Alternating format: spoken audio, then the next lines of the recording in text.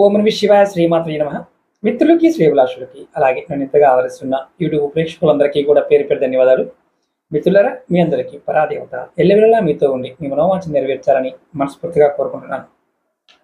ఈరోజు మనం ఈ షార్ట్ వీడియోలో మీరు సంపాదించిన ధనం మీ ఇంటిలో స్థిరంగా ఉండాలి అంటే ఏం చేయాలి? మన పెద్దలు ఏం చెప్పారో మీకు ఈ షార్ట్ వీడియో చెప్తాను. మీకు రావాల్సిన ధనం కానీ, అలాగే మీకు చేతికొచ్చిన ధనం కానీ, మీరు ఆ డబ్బుని ముందు ఇంటికి తెచ్చుకోండి. తెచ్చిన తర్వాత ఒక పూట మీ ఇంట్లో నిద్ర చేయించాలి. ఒకటవ నిద్ర, ఒకటవ రోజు, రెండవ రోజు, మూడవ రోజు, ఇలా 3 రోజులు ఆ ధనం మీ ఇంట్లో ఉంచుకోవాలి. లేదా ఆ మరుసటి రోజు, అంటే ఈ 3 రోజులు అయిపోయిన తర్వాత ఒక్కరోజు చేసినా పర్వాలేదు, మరుసటి రోజున మీరు డబ్బులు ఎవరికైతే ఇవ్వాలి, అందించాల్సిన వారు ఉంటారు కదా, వారికి అందించాలి.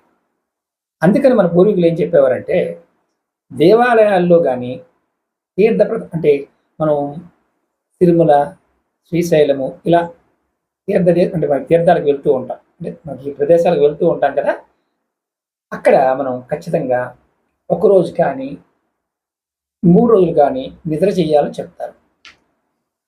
మన ఇంట్లో ధనాన్ని 3 నిద్రలు చేయిస్తే ధనంతో మనకి శాశ్వతమైన సంబంధం ఏర్పడుతుంది.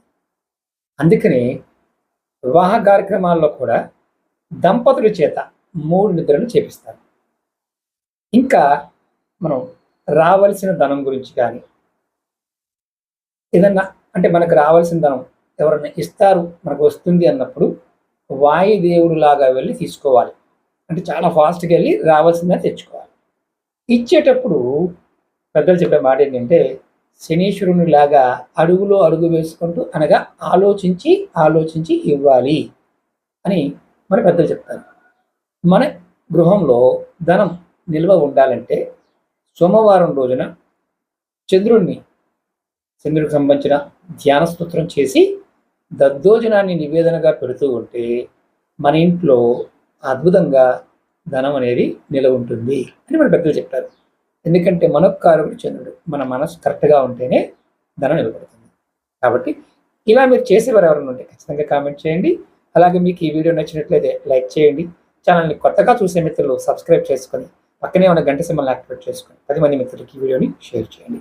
ఓం నమః శివాయ శ్రీమాత్రే నమః.